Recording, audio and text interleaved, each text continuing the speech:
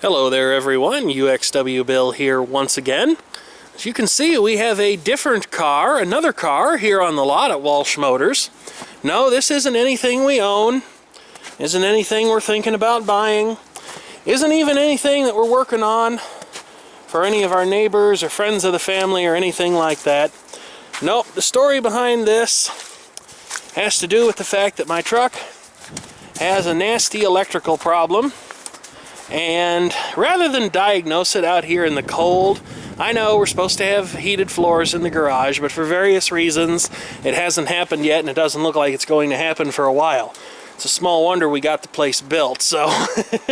But I digress. I didn't feel like fighting with my truck's electrical system, even though I certainly could have fixed it, diagnosed it, all that good stuff out here in this cold weather, though at this particular moment, seems like the snow is actually doing a pretty decent job of melting.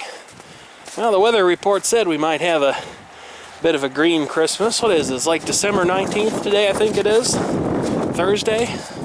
Somewhere in there. I'm sure somebody will correct me if I'm wrong.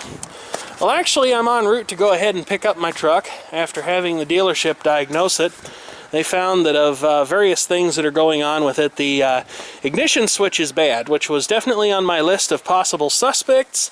But I got about as far as the grounds before I was like, you know, I really don't feel like tackling this in this particular weather situation, especially since it has been much colder. Anyway, I'm on my way to return this car to the dealership that owns it. But before I do that, I thought I'd make a quick little video about it. This is a 2001 Buick Century Custom. I would imagine this was probably the least expensive Buick that a person could buy. The window sticker is actually in the glove box for this car, amazingly enough. And seemingly with the options that this particular model has on it, it was about a $21,000 car back when it was new. So not as cheap as some of these little roller skates on wheels, but probably pretty economically priced as far as a Buick goes. And I don't know about you, but I'd much rather have a Buick than some random roller skate on wheels, even if the roller skate on wheels does happen to get like 400 miles to the gallon. So let's see, where was this car built? Oh, Canada, eh?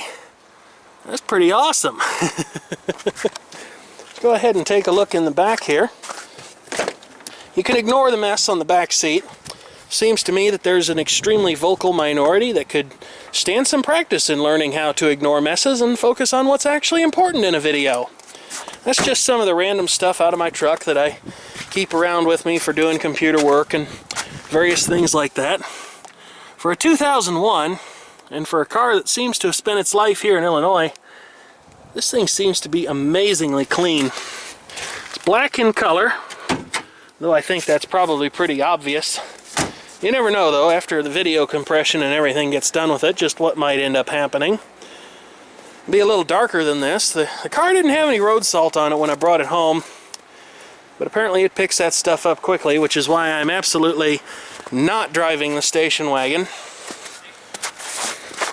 I'll go ahead and pop the hood here and take a look at the power plant. I got a little foliage buildup there along the windshield and cowl area. You can see that this car is powered by the GM 3.1 sequential fuel injection 60-degree V6 engine. Pretty good engine. Looks like we're missing a cap on the air conditioning line back there. I have no idea if the air conditioning on this car actually works or not. I would assume that it probably does. Looks like the battery's a little bit of fun to get at. You have to take this brace out of the way and probably pivot it a little bit carefully to avoid potentially shorting it on anything here. Go ahead and look in the passenger side here. Let's see what's going on. There's one of the floor mats. Century Custom, it says. Very nice. For such an inexpensive model, it's got a nice damped lowering action on the glove compartment door. And the book's in there. The book itself is in excellent condition. I know that this was an Illinois car, and as mentioned previously, I know what it's sold for because I found the previous owner's registration and insurance cards in there, and I also found the window sticker for this car. I might try to, let me see if I can haul that out, maybe. Yeah, I think I can. Here we go. 2001 Century Custom Sedan, it says. We look at the fuel economy numbers, standard vehicle price, and the ultimate price of this particular vehicle. It's actually closer to being a $22,000 car as opposed to a $21,000 car. But my math skills are highly dubious anyway, so you shouldn't put too much stock in them. I'll go ahead and see if I could get this out of here. I wonder if I can actually get it to go back in there again. Well, I managed to do that. For extra points, we'll see if I can get the glove box door to close. Got an electric trunk release button on it. Guess I'll go ahead and pop that. That's the only part of this car so far I've discovered to be less than completely immaculate. I know that these loaner cars that the dealership hands out tend to live a rough life. You can see somebody didn't bother to put this little latch plate cover back here. This is for child restraints, lower anchors and top tethers for children, I think. I'll go ahead and pop that back into place. Let's see here. And I did release the trunk. So we'll just see if I can open it up here. The trunk is the only part of this car that's less than perfectly clean. Just a little bit of maybe some kind of refuse from somebody putting a hay bale back here. And before you laugh, that's a lot more common than you think. There's the electric trunk release mechanism. Alright, let's say we take this car for a little bit of a drive. Does it sound like a good idea? Sounds like a great idea to me. So let's go ahead and do it. Just open up the door here, climb inside, get situated, shut the door, realize that I left the keys in my pocket, because I am such an incredible wizard at this. One thing that really struck me about the design of this car is the extremely sparse instrument panel and the equally spare dashboard design. There's just not a whole heck of a lot going on here. This is about as fancy as it gets with the dual zone climate control. And the radio is surprisingly well equipped for a car like this. This is the very nice tape and compact disc model. I have not tried either to see if they work, but I cannot imagine why they wouldn't. Go ahead and turn the ignition on here. You can see all the lights that come on. This car has traction control, anti-lock brakes, various other interesting things, seemingly a security system, though I haven't tried to set the alarm off. And if you can believe it, for a 2001, very low mileage in my opinion, 89,583 miles. Amongst the other options present on this car, there are power windows and power mirrors. There's also a handy window lockout button in case you're riding along with children or adults that happen to have the mentality of children, such as my brothers. The sound system is supposedly a Concert Sound 2 model. The owner's manual for this car makes mention of a so-called Concert Sound 3. My mother's Buick Park Avenue is actually equipped with that system. And in the book for this car, they claim that the total power output for that, which I have to admit I find somewhat optimistic, is 200 watts, supposedly, spread across all the speakers. There's a power 6-way driver's side seat, I believe that is, and it works just fine. You can see that it moves forward. It's actually possible to move the seat up and down, too. You might be able to see that rising there. See if I can get a better shot of the detail on that.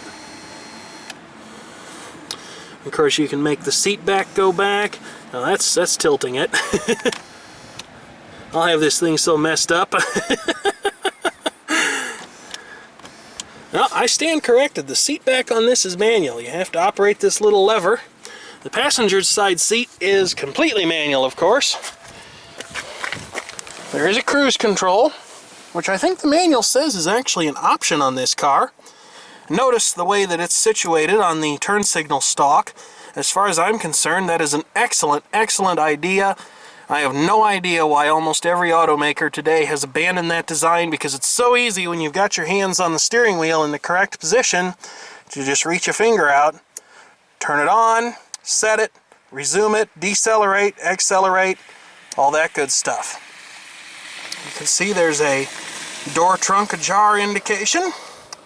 Another indication on this car that's also present on my mother's is a service vehicle soon light.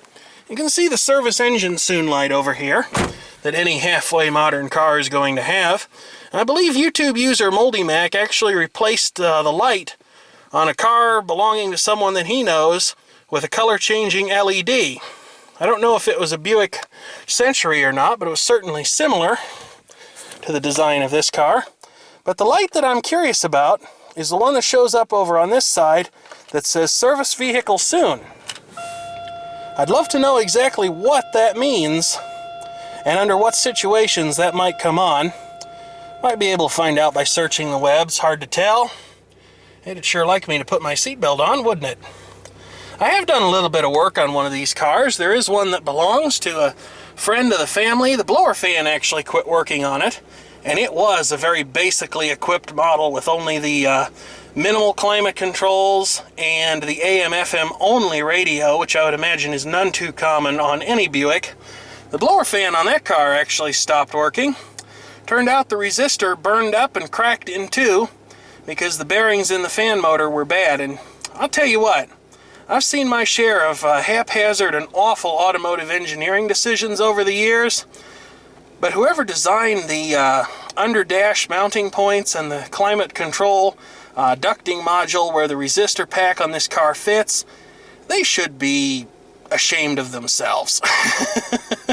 To put it very mildly, it is exceptionally annoying to get at the blower resistor. I tried all manner of tools, and believe me, in the line of work that Furhead and the Keykeeper both do, we have no shortage of tools around here, and it took quite a bit of finesse and a rather fair amount of profanity to actually get the resistor module to come down out of there. I actually had to go so far as to remove the blower fan as well, because the whole thing is cramped up so tightly against the firewall that you just absolutely can't hardly get at it. But enough of that.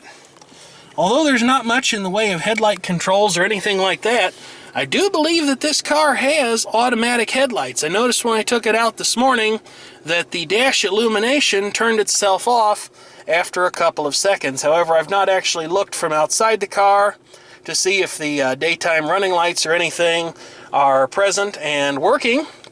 One thing I can say for sure is that this car does not have retained accessory power. If you turn the radio on, this is a feature I've really been spoiled by. On newer GM vehicles, you turn the key off, and some of the accessories will continue to work for 10 or 20 minutes, somewhere in there. It varies on the model. But when you turn the key off on this thing, that's the end of that.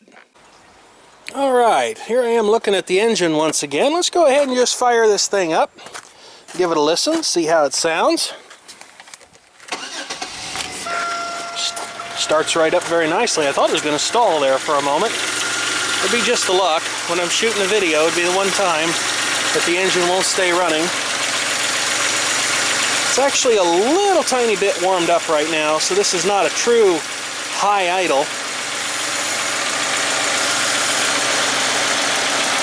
I remember the Keykeeper driving a car very similar to this, but I don't know if it was a Century or a Regal. What I do know is that it had the supercharged 3800 V6 engine, and just from personal experience with the Naudiac and how fast it is, I can only imagine that a car as small and light as this one probably is would be absolutely and completely frickin' wicked with a supercharged 3.8 liter General Motors V6 in it. Alright everybody, enough of my blathering. Let's go ahead and try taking this car for a little bit of a test drive, shall we? I think one of the first things I'll try to see here, in a strictly scientific capacity of course, is whether or not I can manage to trip the traction control system. According to the book for this car, if you manage to do that, the low traction light will actually come on while the system performs its assistive function and tries to keep the car under control. Don't try this at home, don't try it at a friend's house, and please don't misconstrue anything you're seeing in this video as an endorsement of dangerous driving practices. Remember, you're responsible for what you choose to do, no matter where you saw it. Okay, here we go. Yep, it says low track. So I'd say that feature works as intended. I was still managing to do something of a one-wheel peel, as they say, however. Alright.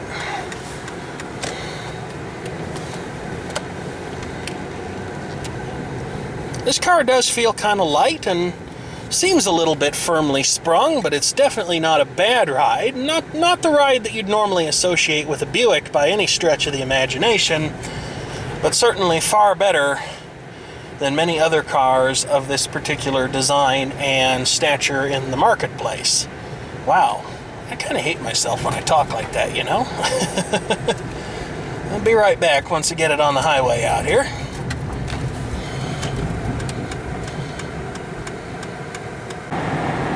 Alright, here I am out on the open highway with the car. Got it up to speed, got the engine warmed up, everything seems to be doing just nicely. The car seems to handle very well. I've only noticed a very slight tendency, and only at certain times, to pulling toward the left. The heat in the car is pretty comfortable. I wouldn't say that it's the best General Motors heater I've ever worked with. In fact, it seems a little soft compared to those that I have experience with in the past, which would usually get the car's interior so hot that you couldn't possibly stand to be inside it any longer. But it'll do. It's certainly more than good enough. Well, now that I'm out here on the highway and I've got things up to speed, go ahead and get to the speed I actually want to be traveling here. And then I'll show you what it is I love so much about these stock-mounted cruise controls. And I just don't think that any steering wheel mounted control system has this beat in terms of ease of use and safety advantage. Again, I really don't understand why various automakers got away from this, because I know older cars from Ford and Chrysler, my 84 Reliant that I used to have, had a stock-mounted cruise control. I know that cars in the past had stock-mounted cruise controls, and then suddenly it's like they fell out of favor. And here, I'll go ahead and show you what I'm talking about. I'm traveling at the speed I want to be going. So I just turn that on, press the button, and we're cruising. Just like that. Doesn't get any easier. General Motors definitely seems to be stuck in some degree of indecision about whether or not their various vehicles should have cruise control indicators. For example, my S10 did not. My Chevrolet Caprice station wagon does not, but my pickup truck does, the 2012 Impala does, and amazingly, even this fairly low-end Buick has a cruise control on indicator, which is very nice.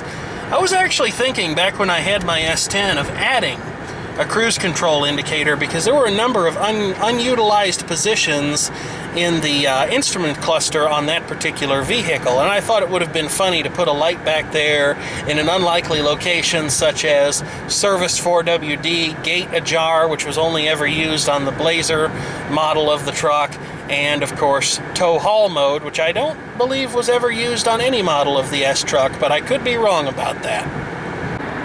I've gone ahead and shut the blower fan off just to give you some idea of the cabin and ride noise in this particular car.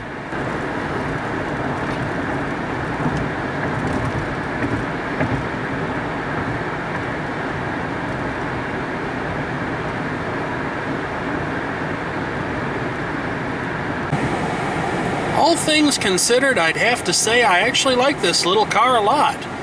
If I were more of a car person and happened to have been in the market for a car back in 2001, I think I probably would have put this on my list if I'd have been looking for a small car at that time, as opposed to the big rattly 6.2-liter diesel-fired GMC pickup truck that I used to drive.